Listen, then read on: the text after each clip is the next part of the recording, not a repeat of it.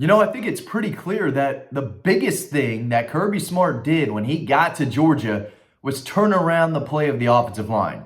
That was one of the biggest weaknesses at times, I guess you could say, during the Mark Richt era. They had good quarterbacks, a lot of skill position players, running backs, receivers.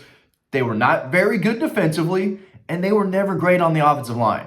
And when Kirby Smart was hired to come to Georgia, that's the two things he fixed the most. He transformed the defense into one of the best in college football and a defensive powerhouse over the last several years. But he's done the same thing with the offensive line. He hired Sam Pittman. Sam Pittman came in, completely transformed Georgia's offensive line.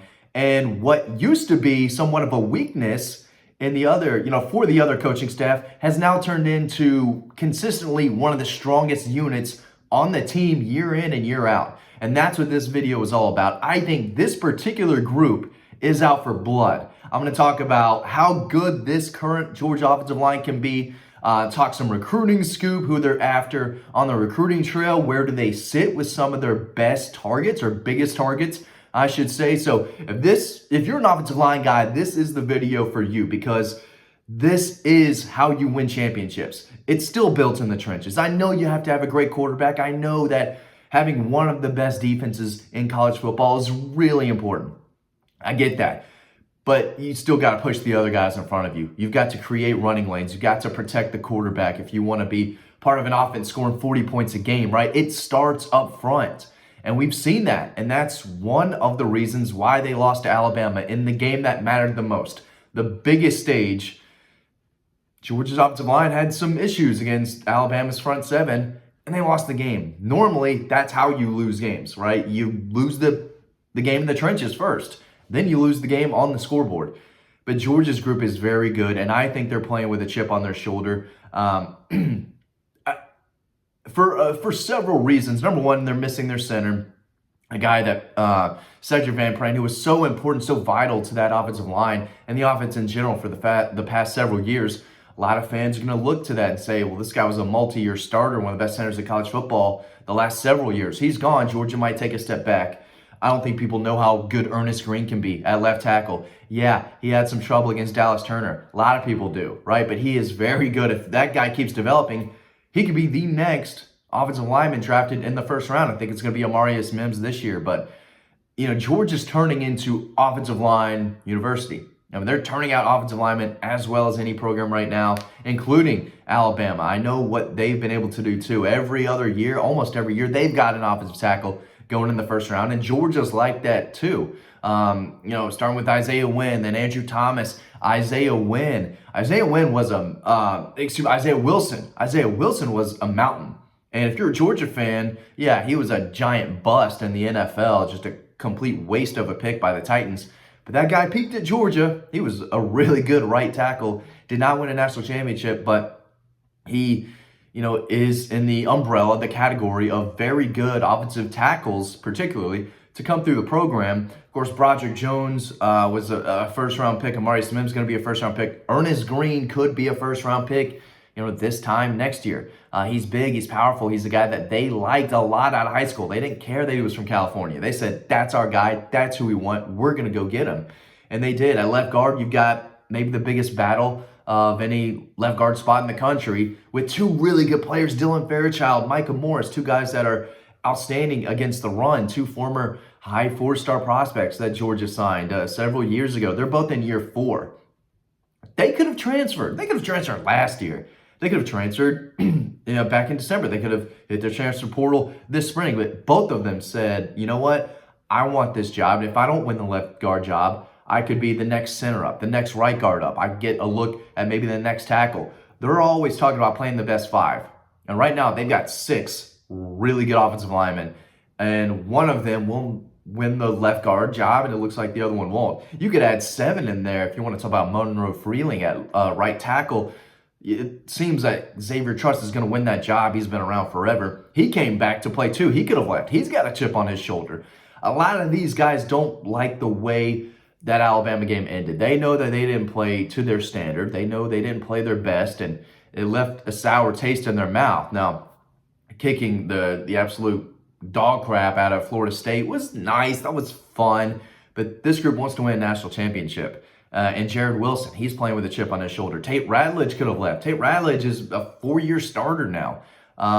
Maybe he's already been a 4-year starter. He's been around for a good bit. He wants to leave Athens on a right note, right? He wants to win another championship. And again, Xavier Truss, his final year, they all know, this group knows that this will be the last year these guys are all playing together, of course, with Jared Wilson at center. But I think they're out for blood. I've been told by a lot of people, watch Georgia's offensive line. It could be the best we've seen in years. That's a good group. But who are they going after next, right? They brought in 6 of them in last year's 24 class. And the 25 class, they're going to try to get at least 5. They want to sign 5 every year. And I've got this story over on Dawg Post that you can read for free. You can read this story for free right now, detailing Georgia Bulldog offensive line recruiting, where they sit with their top targets, who are their top targets, when are they going to be in Athens next. I got it all for you. And it's free. You can read it by signing up to the free newsletter. That link is down below. It's free to sign up. Takes like 5-10 seconds, and it's free to read the story. So if you do, like hundreds and thousands of people have by now, at the time you're watching this, you will be all up to date on Georgia Bulldog offensive line recruiting, because I talk about David Sanders, 5-star from Charlotte, number 2 player in the country, I believe, number 1 offensive tackle, long, lean, athletic, dominant, excellent in the run game. He's a tremendous pass protector. There's a reason he's the number 1 offensive lineman in the country. Looked like it was shaping up to be a Georgia-Clemson battle. I think both are still in the mix, but I'm hearing a lot about Tennessee, a lot about Ohio State. He was just there visiting both recently. He was at South Carolina last weekend, had a lot of good things to say, but I find it very hard to believe. Even though he's from Charlotte, right? He's from the Carolinas. I have a hard time believing this kid's going to go to South Carolina over a Georgia, Tennessee, Ohio State, because those 2 programs are throwing out NIL money like crazy. Tennessee knows they have to use NIL if they want to come close to being the Dogs. Ohio State has to go all in. The chips are all in. They cannot lose to Michigan again. They have to win a national title, and they're just throwing money at whatever they can to win a title, and maybe it works out for them. I don't know, but I don't think David Sanders is going to end up in South Carolina, but that is the team that has some momentum with him right now. Josh Petty, another guy that I think probably leaning elsewhere. Clemson, I hear a lot about them. Auburn, he was just at Notre Dame. I think they're a team that really has his interest. I think Georgia's in the mix. I think Georgia will be a finalist. I think they'll have a hat on the table. But right now, I think he is leaning elsewhere. But he's definitely a guy to keep an eye on for Roswell Fellowship Christian High School. Really good player, one of the best I saw last year. Definitely a guy I knew was the number 21 overall prospect in the country. Big Georgia target, definitely a guy to keep an eye on, but I think they've got some work to do. Juan Gaston Jr., if you've been watching these videos, you know how I feel about him. He's massive. He's a mountain, 6'8", 340, just dominant in the paint, playing basketball. He's a left tackle for Westlake. I think was starting at tackle as a freshman, but he's a big guy who can move.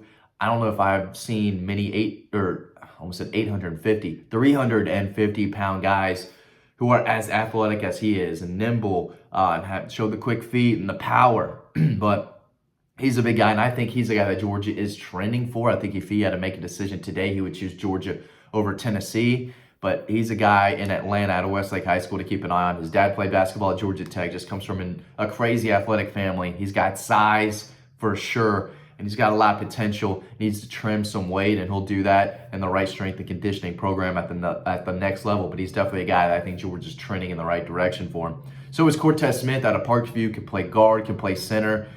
Slightly undersized compared to the guys that Georgia's been bringing in recently, about 6'3", 280. But he's a mauler. He's terrific in the run game. He's fundamentally sound. He's a technician. The hand placement, the drive, the lower body power that he has. He's quick off the line. There's a lot that he can do. He can pull in the run game. He can get to the next level, find a linebacker, and drive him into the ground. So he opens up a lot of holes. He is a dominant interior lineman out of Parkview High School, 4-star kid. He's the number 141 overall prospect in the country. He's going to be in Athens June 21st. He's a guy I think Georgia is probably the team to beat for right now. So out of those 4 guys, that I guess I just talked about, I think Georgia's probably leading for 2 of them and could get one of the other 4. I threw some other names at the bottom of this story too that you can do some research on. Dontrell Glover is another guy think to keep your eye on. Maybe he has the green light to commit. He could do that, but not sure where he sits on Georgia's board, a former Auburn commitment. But yeah, this is going to be a really good class. This is going to be the #1 offensive line class in the country. They're going to need Josh Petty or David Sanders to pull that off, but it's going to be really good. There's no doubt about it. More guys will emerge. There's a lot of lean, talented, raw offensive linemen who got offers this spring and winter who will climb in the rankings. So a lot of guys to keep an eye on, but really appreciate y'all watching this video. You can read all about these prospects and targets and more over on Dawg Post on the story, so make sure you do that. Thanks for watching this video. Hope to see you on the website.